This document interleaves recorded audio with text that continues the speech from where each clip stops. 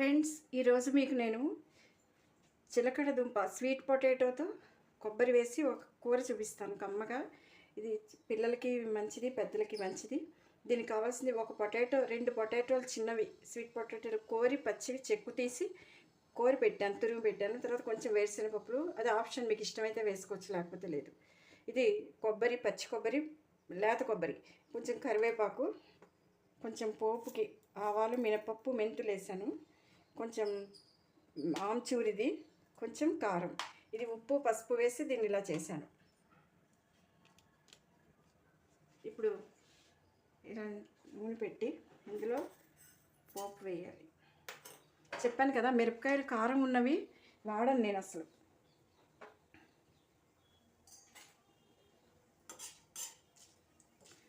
Sweet potato అమెరికాలో అయితే, ఎక్కడైనా ఫారిన్ కంట్రీస్లో పొద్దున్నే అది ఉడకబెట్టినవి తింటారట.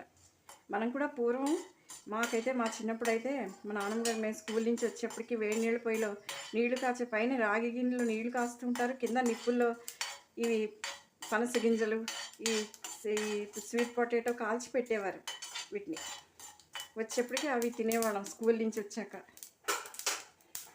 అది వేసాక కొంచెం కరివేపాకు, వేసినపప్పు,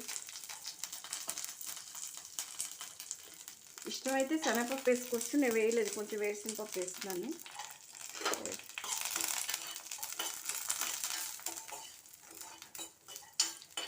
వేరుశనగపప్పులు వేయించే కంటే అసలు బాయిల్ చేసినవి నానబెట్టి ఫ్రిడ్జ్లో పెట్టేసుకుంటే కొంచెం మొలకలు వస్తూ ఉంటాయి, వాటిని కూరల్లో వాడుకుంటే చాలా బాగుంటుంది. ఇప్పుడు ఇలా వేసాక ఇది వేసేస్తున్నాను. ఉప్పు వేసాం కదా, అందుకని సాఫ్ట్గా ఉంది ఇది. ఇలా చూడండి, చాలా ఈజీ అయింది, ఈజీగా చేసుకోవచ్చు. ఇదిగా పొడి పొడిగా కూర కావాలనుకునే వాళ్ళకి ఇది బాగుంటుంది. ఇలా వేసి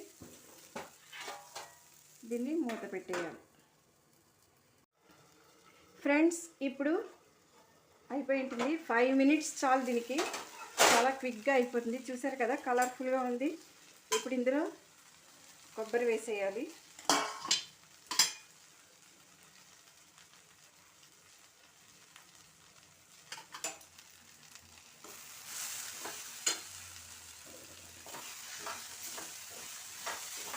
కావాలంటే ఇంకొంచెం ఎక్కువ వేసుకోవచ్చు, లేకపోతే క్యారెట్ తురుము కూడా వేసుకోవచ్చు, బీట్రూట్ తురుము వేసుకోవచ్చు. ఇప్పుడు కారం, తర్వాత ఈ ఆమ్చూర్, అదే పులుపు కోసం నిమ్మరసమైనా చింతపండు రసమైనా వేసామనుకోండి ఇంకొంచెం ముద్ద అయిపోతుంది, అందుకని వేసి స్టవ్ ఆపేయచ్చు.